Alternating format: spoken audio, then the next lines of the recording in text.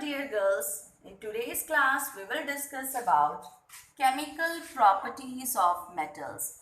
Already we have discussed the physical properties. Let us go through the chemical properties.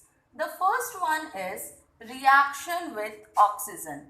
This reaction with oxygen is also known to be as combustion because whenever there is a combustion, requirement of oxygen is there. So when metal reacts with oxygen, it forms metal oxide. You must know that all the metal oxides are basic in nature. It means they will turn red litmus into blue.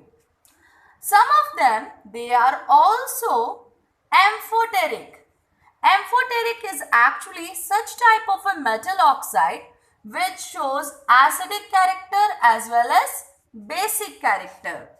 Example of amphoteric is aluminium oxide and zinc oxide.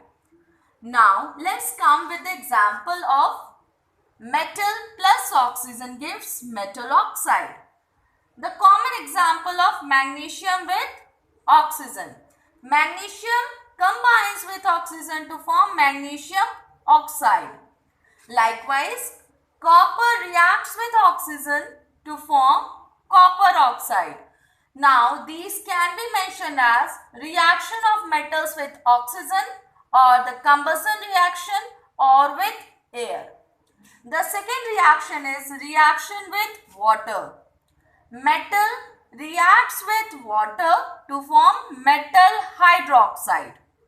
Now, here the examples are potassium reacts with water to form potassium hydroxide, plus it liberates out hydrogen gas which catches fire very easily because the hydrogen which is formed is due to the reaction between the very reactive metal potassium with water. The same will be for sodium also. Also it generates out energy and thus this reaction is known as exothermic reaction. Now, as I said, we can write it in two steps also or you can write in one direct step also. Let us go for the two-step reaction. Means that metal first reacts with the oxygen present in the water to form metal oxide, and in the second reaction it reacts again with the water and thus form metal hydroxide. So here potassium reacts with oxygen which is present in the water to form potassium oxide, and then this potassium oxide reacts with the water and thus it forms potassium hydroxide. Now this O2 comes from H2O and here this O is taken as a oxygen and this H2 will get liberate out as a byproduct. Now there are some, not all the metals react with water in the same condition with the same energy. Now with the cold water, sodium, potassium reacts and forms hydrogen gas, liberates out energy.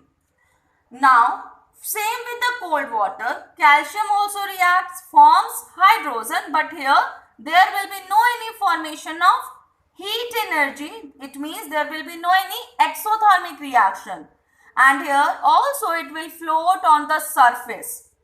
Now second case with the hot water. Magnesium reacts with hot water to form magnesium hydroxide, liberates out hydrogen gas and floats on the surface of the water. Third case is with the steam or the vapor form. Aluminium, zinc, iron reacts with the steam and thus they form the hydroxide of their own metal.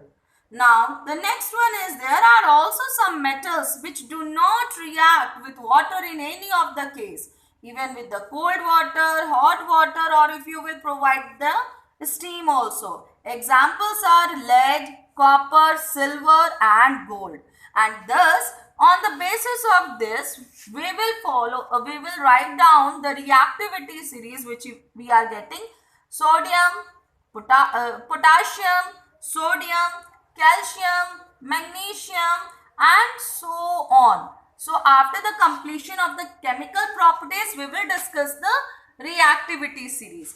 In the next video we will discuss about the another chemical properties of metals, that is reaction of metal with acids and reaction of metals with their metal salts. That's all for today. Thank you.